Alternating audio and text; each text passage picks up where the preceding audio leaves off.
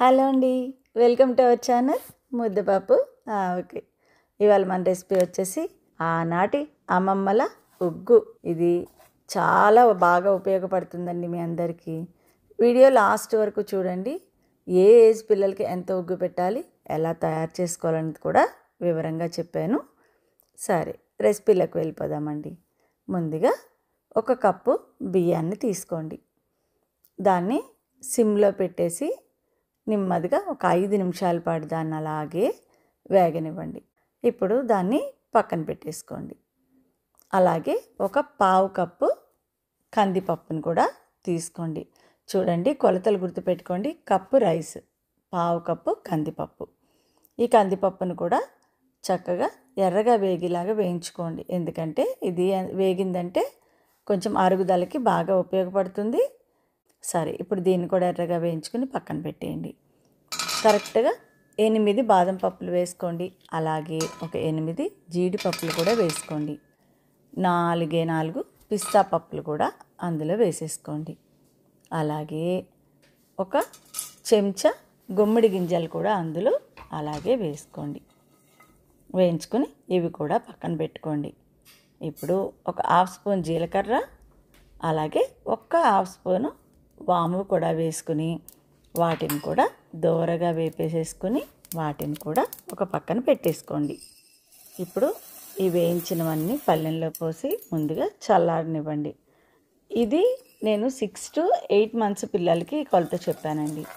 అదే మీకు 8 to 12 months పిల్లలకైతే బియ్యం మాత్రం కప్పే వేయండి, కానీ 1/2 కప్పు కందిపప్పు వేసి మిగతా పప్పులు కూడా డబల్ చేయండి.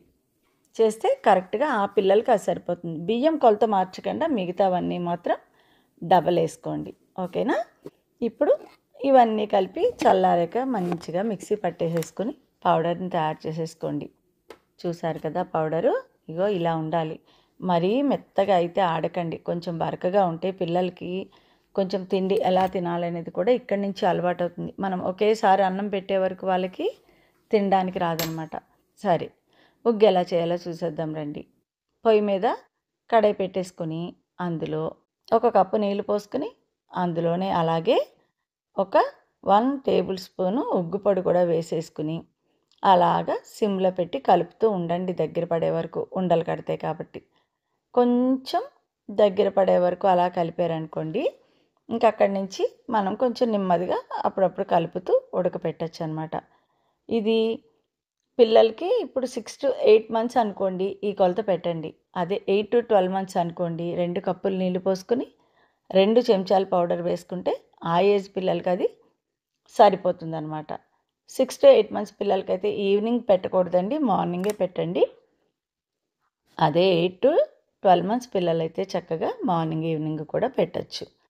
సరే, ఇప్పుడు ఇలా దగ్గర పడేలాగా మంచిగా దీన్ని ఉడికించుకోండి. సిమ్లో పెట్టి నిదానంగా ఉడికించుకోండి. అందులో పప్పులన్నీ కూడా ఉడికితే మంచిదన్నమాట. అందులో వాము జీలకర్ర వేసాం కదండి, అది డైజెస్టివ్ సిస్టమ్కి పిల్లలకి చాలా మంచిది.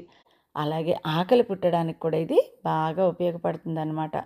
సరే, అయిపోయింది కదా. ఇప్పుడు దీన్ని తీసి ఒక గిన్నెలో వేసేసుకోండి. ఇప్పుడు ఆ ఉగ్గులో 1/4 స్పూను ఆవు నెయ్యిని వేయండి. మంచిగా నెయ్యి వేసి పిల్లలకి పెడితే చాలా బలం అండి. ఇందులో అలాగే పిల్లలు తినే ముందు కొంచెం సాల్ట్ కూడా వేసుకోవచ్చు మీరు. వేసి కలిపి పెడితే చక్కగా పప్పన్నంలాగా కమ్మగా తినేస్తారు పిల్లలు. ఈ రెసిపీ కనుక మీకు నచ్చితే లైక్ చేయండి, షేర్ చేయండి, సబ్స్క్రైబ్ చేయండి.